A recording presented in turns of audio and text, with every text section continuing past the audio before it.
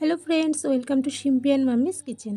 আর আজকে আমি তোমাদের সঙ্গে সর্ষে পটলের রেসিপি শেয়ার করব। এটা কিন্তু খুব সহজে এবং ঝটপট তৈরি হয়ে যায়। আর আজকে সর্ষে পটলটা কিন্তু আমি একদম নিরামিষভাবে তৈরি করব। এর মধ্যে কোনো রকম পেঁয়াজ রসুনের ইউজ করব না। একদম নিরামিষের দিনে কিন্তু তোমরা এটাই বানিয়ে নিতে পারবে। তো চলো দেখে নিই রেসিপিটা।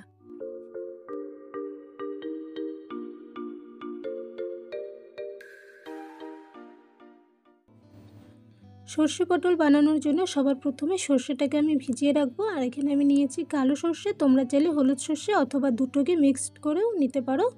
তো কালো সর্ষেটাকে আমি ভালো করে প্রথমে 2-3 বার ধুয়ে নেব।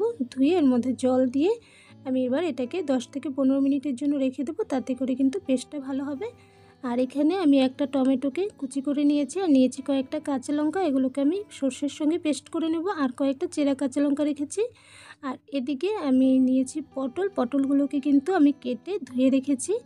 আর এর চোচাটা কিন্তু দেখো আমি পুরোটা ছাড়াইনি, কিছুটা রেখেছি, কিছুটা ছাড়িয়েছি। এবার এই পটলগুলোকে আমি কেটে নেব। দেখো দু সাইড থেকে অল্প অল্প করে হাফ হাফ করে কেটে নিচ্ছি। দেখো এই সাইড থেকে যে পাশে কেটেছি উল্টা সাইড থেকে কিন্তু ঠিক তার অন্য দিকটাতে আমি কাটবো। এভাবে করে সবগুলো পটলকে আমি কেটে নিচ্ছি। পটলগুলো আমার এখানে কেটে নেওয়া হয়ে গেছে। এর মধ্যে আমি অল্প দিয়ে দিলাম হলুদ গুঁড়ো, আর অল্প দিয়ে দিচ্ছি লবণ। দিয়ে সবগুলো পটলের গায়ে হলুদ লবণ ভালো করে মাখিয়ে নিচ্ছি। হলুদ লবণ মাখিয়ে নিয়ে এটাকে আমি 5 মিনিটের জন্য রেখে দিচ্ছি। আর এখানে আমি সর্ষেটাকে বেটে নিয়েছিলাম টমেটো আর কাঁচা লঙ্কার সঙ্গে। এর মধ্যে আমি অল্প দিয়ে দিচ্ছি লবণ দিলে কিন্তু সর্ষে তেতো হয় না। আর এবার রান্নাটা আমি শুরু করছি। তার জন্য এখানে একটা কড়াই বসিয়ে ওর মধ্যে বেশ পরিমাণ দিয়েছি সর্ষের তেল। সর্ষের তেলেই কিন্তু পুরো রেসিপিটা আমি করব। তো তেলটাকে প্রথমে একটু গরম করে নিচ্ছি। তেলটা এখানে আমার গরম হয়ে গেছে। এর মধ্যে আমি এক এক করে হলুদ লবণ মাখিয়ে রাখা পটলগুলো দিয়ে দিলাম। দিয়ে পটলগুলোকে একটু ভেজে নেব। খুব বেশি ভাজার কিন্তু প্রয়োজন নেই, হালকা লালচে কালার করে এটা ভেজে নেব। পটলগুলো এদিকে দেখো ভাজা হয়ে গেছে। এবার এগুলোকে আমি উঠিয়ে নিচ্ছি। সবগুলো পটল আমার ভেজে নেওয়া হয়ে গেছে দেখো।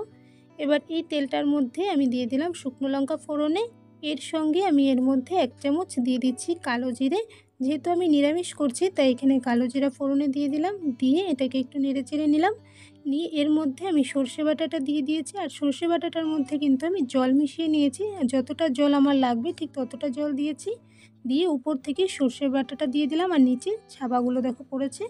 এভাবে করে দিলে কিন্তু সর্ষে খেলে অনেকের হজম হয় না, গ্যাসের প্রবলেম হয়, নানা রকম সমস্যা হয়, সেগুলো কিন্তু হবে না।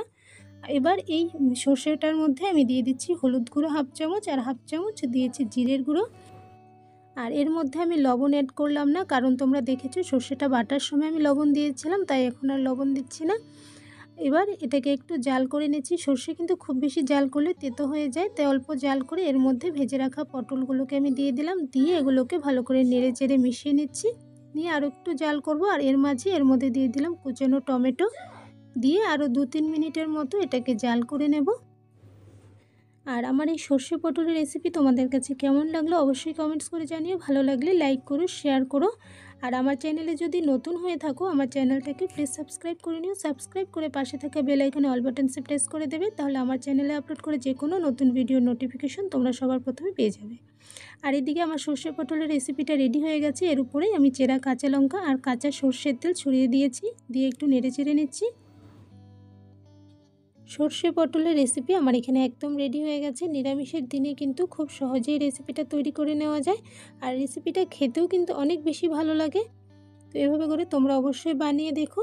আর এরকমই আরও একটা নতুন রেসিপি নিয়ে তোমাদের সঙ্গে আবারও দেখা হবে। তাহলে আজকের জন্য বাই বাই।